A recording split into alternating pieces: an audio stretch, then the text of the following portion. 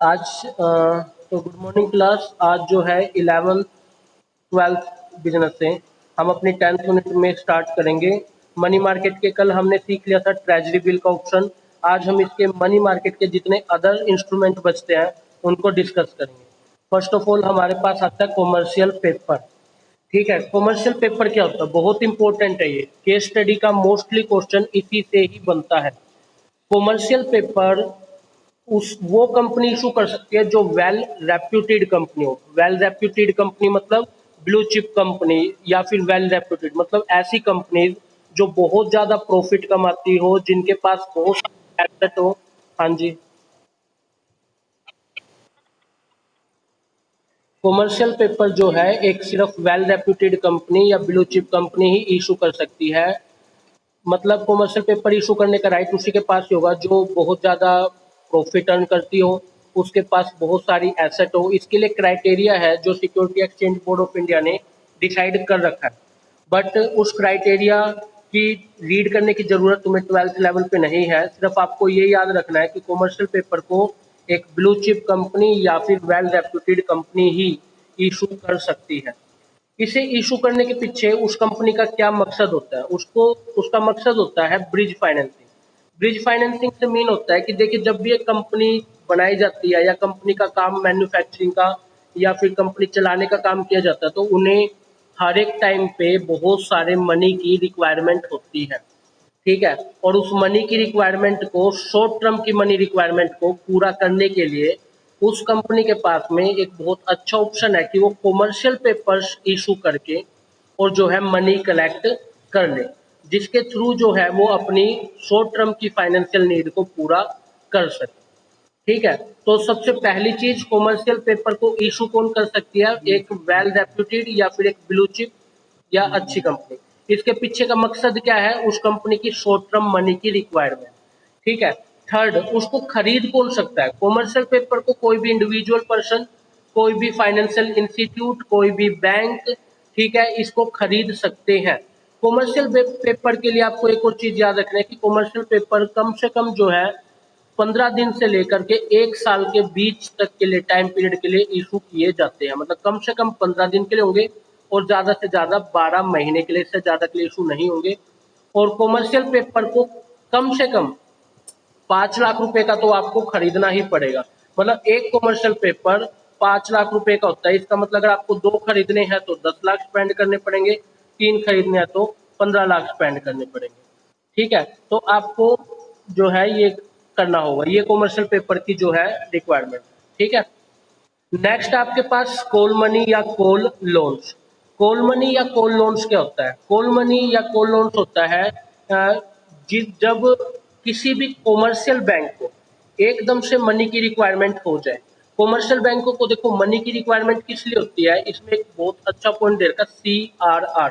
अगर आपने economics read कर लियो तो उसमें कैश रिजर्व रेशो के बारे में जरूर स्टडी किया होगा। कैश रिजर्व रेशो क्या होती है?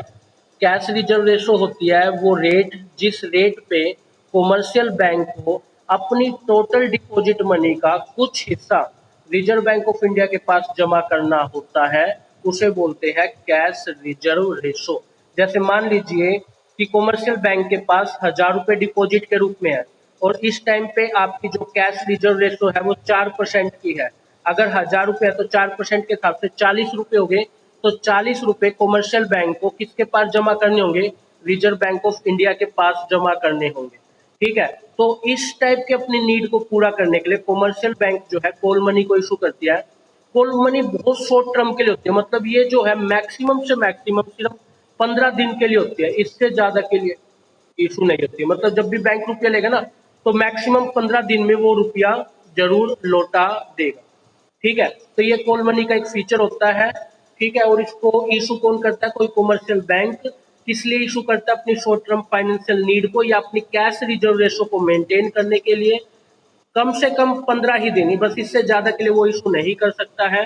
और इसमें एक बड़ी चीज ये भी है कि जो ये कॉल मनी होती है ना, उसमें जो ट्रांजेक्शन होती है वो 10 करोड़, 100 करोड़, 1000 करोड़ इस तरीके से होती है, ना कि कुछ लाख के लिए। ठीक है, तो कमर्शियल बैंक जब भी रुपया लेगा तो उसकी जो ट्रांजेक्शन मनी होती है वो बहुत ज्यादा होती है। ठीक है, और इसे परचेज कौन करता है? ऑब्वियसली कोई इंडिविजुअल पर्सन तो 10 करोड़ 100 करोड़ एकदम से अवेलेबल करा नहीं सकता, तो कॉमर्शियल बैंक की हेल्प भी या अदर कोई कॉमर्शियल बैंक या अदर कोई फाइनेंशियल इंस्टीट्यूट जो है इन कॉल मनी को जो है परचेज करता है, किससे? किसी भी कॉमर्शियल बैंक। क्लियर है? तो इस चीज को आपने स्टडी करना है। नेक्स्ट वन है आपके पास certificate of deposit. Certificate of deposit क्या होते हैं? एक नेगोशिएबल इंस्ट्रूमेंट होते हैं। लास्ट वन आपको याद है 11th कॉमर्स में आपने अकाउंटेंसी में बिल ऑफ एक्सचेंज के बारे में क्या पढ़ा था? बिल ऑफ एक्सचेंज एक नेगोशिएबल इंस्ट्रूमेंट होते हैं, वो एक नेगोशिएबल एक्ट है अपना 1881 के तहत इशू किए जाते हैं। अब first of all negotiable instrument होते क्या? नेगोशिएबल इंस्ट्रूमेंट ऐसे इंस्ट्रूमेंट होते हैं जिनको हम इजीली ट्रांसफर कर सकते हैं, जिन इंस्ट्रूमेंट को हम इजीली क्या कर सकते हैं? ट्रांसफर कर सकते हैं। जैसे मैंने परचेज किया, मुझे अभी रुपए की जरूरत है, तो मैं दूसरे व्यक्ति को ये ट्रांसफर करके रुपया ले सकता हूँ। ये नेगोशिएबल इंस्ट्रूमेंट होते हैं। ठीक है। इस नेगोशिएबल इंस्ट्रूमेंट में क्या होता है कि इस सर्टिफिकेट ऑफ डिपॉजिट को मेनली कोई फाइनेंशियल इंस्टीट्यूट या कोई जैसे IDBI, IFSI, ICICI, SIDBI bank, EXIM bank, mainly bank की रिक्वायरमेंट की, शॉर्ट टर्म की जो उनकी रिक्वायरमेंट होती है, उसके लिए ये जो बैंक है इन्हें इशू करते हैं ताकि उनकी कुछ टाइम की जो नीड है वो पूरी हो सके। ठीक है। और इन्हें परचेज करने वाला भी दूसरा ही क्या होता है? फाइनेंशियल इंस्टीट्यूट होता है। इसकी आपको ना कुछ शुरू की 1 से 2 लाइन याद करनी होगी। Certificate of deposit is a negotiable instrument which can be transferred after a period of endorsement। Endorsement पता क्या होता है? एंडोर्समेंट का मीन होता है कि जिसके अंदर मान लीजिए मुझे जो है कोई सर्टिफिकेट रिसीव हुआ है मोहन से। ठीक है। ये सर्टिफिकेट मुझे मोहन से रिसीव हुआ है और मोहन को मुझे पेमेंट करनी थी, लेकिन आज जो है मुझे एकदम से किसी व्यक्ति की, मान लीजिए मुझे नवीन की पेमेंट करनी पड़ेगी, तो जो सर्टिफिकेट मुझे मोहन से रिसीव हुआ था वो सर्टिफिकेट मैं नवीन को इशू कर सकता हूँ, अपनी लाइबिलिटी वहां से नवीन से कम कर सकता हूँ। उसको बोलते हैं एंडोर्समेंट के थ्रू जो है पेमेंट करना। तो ये चीज आपको एक लाइन याद होनी चाहिए सर्टिफिकेट ऑफ डिपॉजिट के लिए। सर्टिफिकेट ऑफ डिपॉजिट में आपको कम से कम 25 लाख रुपए इन्वेस्ट करने पड़ेंगे, ये इसकी एक मतलब मजबूरी है।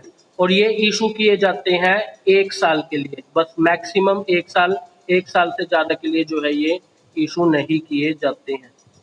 क्लियर है? नेक्स्ट वन आ जाता है आपके पास में कॉमर्शियल बिल। ठीक है। कॉमर्शियल बिल इनडायरेक्ट वे में बिल ऑफ एक्सचेंज ही होता है। इसका मीनिंग क्या हुआ? आप मान लीजिए कभी किसी दुकान पे कोई सामान खरीदने के लिए जाए और आपके पास पेमेंट करने के लिए रुपया ना हो, आपने सामने वाले को कहा कि मुझे उधार में दे दो सामान। अब सामने वाला व्यक्ति आपको जानता नहीं है तो उधार में कैसे दे दे? तो सामने वाला व्यक्ति आपको एक ऑप्शन देता है कि आपको मैं एक बिल जो है वो रिटर्न करके दूंगा, उसमें मैं ये लिखूंगा कि आप मुझे इतने टाइम के बाद, 1 महीना 2 महीना मैक्सिमम 3, मतलब ये 90 दिन से ज्यादा के लिए कोई उधार नहीं देता है, तो मैक्सिमम 90 डेज होते हैं। तो उसमें वो लिख के देता है कि भाई ये पर्सन मान लीजिए 90 डेज के बाद मुझे प्रॉमिस कर रहा है कितना रुपया पेड कर देगा। अगर आप इस चीज में सहमत हैं तो अपना सिग्नेचर करके मुझे ये रिटर्न कर दीजिए। वो बिल ऑफ एक्सचेंज या आप इसे क्या कह सकते हैं? कॉमर्शियल बिल बोल सकते हैं। ये मेनली किस लिए यूज किया जाता है? इसलिए यूज किया जाता है ताकि एक ट्रेडर किसी कस्टमर को या दूसरे ट्रेडर को जो है उधार में सामान बेच सके विद गारंटी।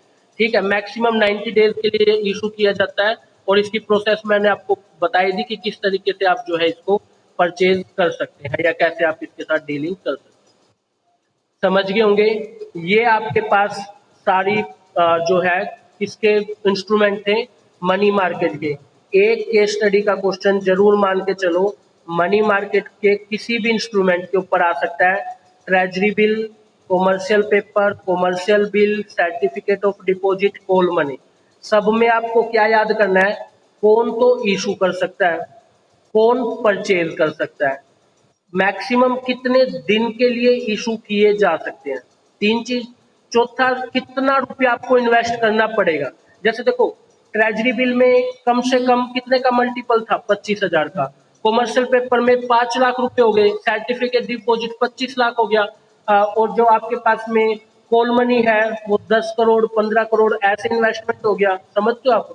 तो मतलब ये चीज आपको पता होनी चाहिए कि मैक्सिमम कितना रुपया इन्वेस्ट कर सकते हैं। तो ये 3 से 4 चीज आपको हर प्रोसेस में याद होनी चाहिए, पूछी भी यही चीज जाती है। क्लियर है ये आप?